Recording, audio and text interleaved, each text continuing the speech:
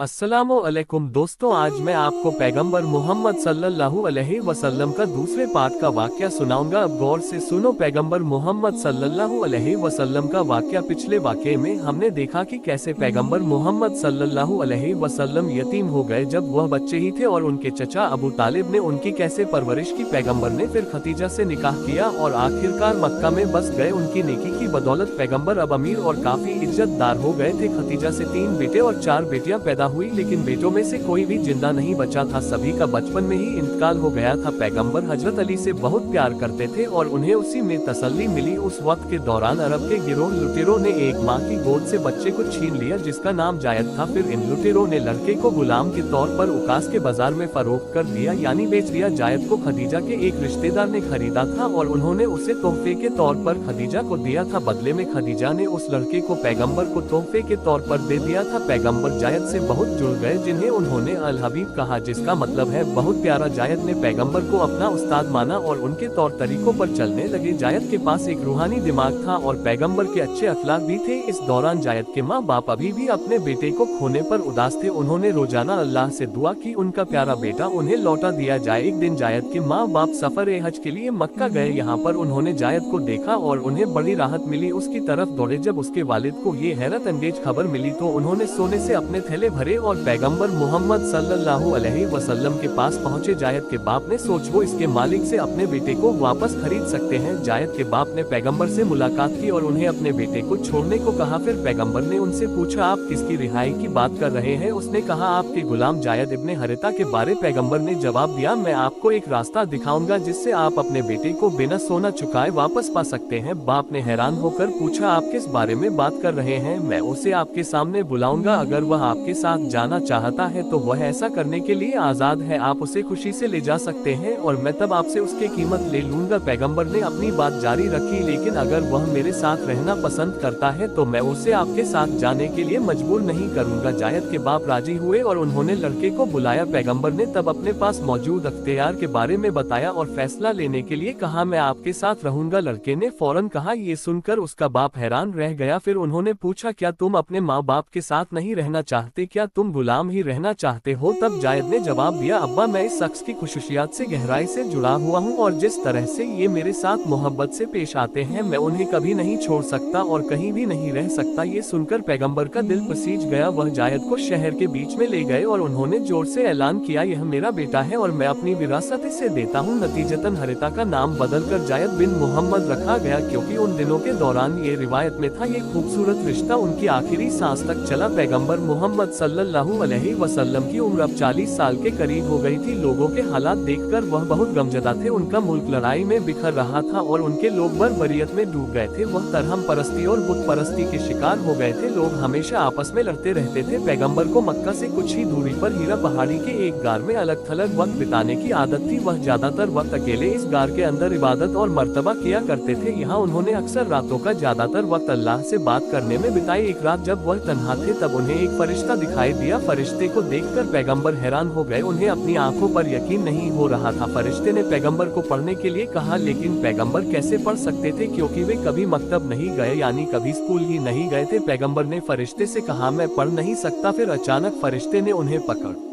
लिया और उन्हें कसकर दबोचा। फरिश्ते ने फिर कहा, पढ़े। मैं पढ़ नहीं सकता, पैगंबर ने कहा। फरिश्ते ने पैगंबर को इतनी जोर से दबोचा कि उन्हें महसूस हुआ कि वह बेहोश ही हो जाएंगे और फिर फरिश्ते ने उनसे कहा कि पढ़ो अपने खुदा और परवरिश करने वाले के नाम पर जिसने खून के थक्के से आदमी को बनाया। पढ़ो कि खुदा इतना बेलौस है, उसने उस आदमी को भी कलम से लिखना सिखाया जो कुछ नहीं जानता था। पैगंबर ने कांपते हुए दिल के साथ लफ्जों को दोहराया। इस हैरत ज़दा तजुर्बे के बाद पैगंबर ने अपने घर का रुख किया। जैसे ही वह अपने घर में दाखिल हुए उन्होंने अपनी बीवी से कहा, मुझे लपेटो, मुझे लपेटो। वह ये कहते हुए कांप रहे थे और उनकी बीवी ने उन्हें तौलिया में लपेट दिया जब तक कि उनका खौफ दूर नहीं हो गया। फिर उन्होंने अपनी बीवी को बताया कि क्या हुआ था। जब पैगंबर अपनी बात कह चुके तो उन्होंने अपनी बीवी से पूछा, क्या मैं पागल हो गया हूँ? अल्लाह ना करे। उन्होंने जवाब दिया, वो बेशक ऐसा नहीं होने देंगे क्योंकि आप सच बोलते हैं, आप यकीन में वफादार हैं, आप अपने साथियों की मदद करते हैं। तब वह अपने चचेरे भाई वारवा इब्ने नफल के पास गई जो बूढ़े और नाबिना थे, यानी आंखों से देख नहीं सकते थे। लेकिन वह दीन को अच्छी तरह से जानते थे। उन्होंने इसका अरबी में तर्जुमा भी किया था। जब खदीजा ने उन्हें बताया कि उनके शौहर के साथ क्या हुआ था तो उन्होंने पुकारा, मुकद्दस मुकद्दस मुकद्दस, ये वही रूह मुकद्दस है जो पैगंबर मूसा के पास आया था। ये अपने लोगों के लिए पैगंबर होगा, उन्हें जाकर ये बताएं और उन्हें दिल से बहादुर बनने के लिए कहें। पैगंबर ने अपनी बाकी जिंदगी वही हासिल करने में लगाई जिसे उनके साथियों ने याद किया और भेड़ की खालों पर लिखा। पैगंबर चाहते कि लोगों तक अल्लाह का पैगाम पहुंचे, इसलिए उन्होंने लोगों को बयान देना शुरू कर दिया जैसा खुदा ने उन्हें कहा था। शुरू के कई सालों तक पैगंबर ने अपने खानदान और करीबी दोस्तों को बयान दिया। ईमान लाने वाली पहली औरत उनकी बीवी खदीजा थी। ईमान लाने वाला पहला बच्चा उनका पहला चचेरा भाई हजरत अली थे और उनके जिस पहले खादिम ने ईमान लाया था वो जायद था। उनके पुराने दोस्त अबू बकर थे जो पहले आदमी थे जो ईमान लाए। कई साल बाद पैगंबर ने उनके बारे में ये कहा कि मैंने अबू बकर को छोड़कर कभी किसी को इस्लाम में नहीं बुलाया जो ईमान लाने में हिचकिचाता था। बाद में उन्हें दूसरे लोगों को भी बयान देने का हुक्म हुआ। इंशाअल्लाह मैं आपको बाकी का वाक्य अगले वीडियो में बताऊंगा। फिलहाल दोस्तों आज की अपनी इस वीडियो को यहीं पर खत्म करते हैं। वीडियो पसंद आने पर न सिर्फ वीडियो को लाइक करें बल्कि अपने फ्रेंड और रिश्तेदारों को भी शेयर करें और इसी तरह की नॉलेजेबल और हिस्टोरिकल वीडियो हमेशा देखने के लिए हमारे चैनल को सब्सक्राइब करके साथ में ही बेल आइकन को भी प्रेस कर दे। तब तक के लिए खुदा हाफिज, जय हिंद।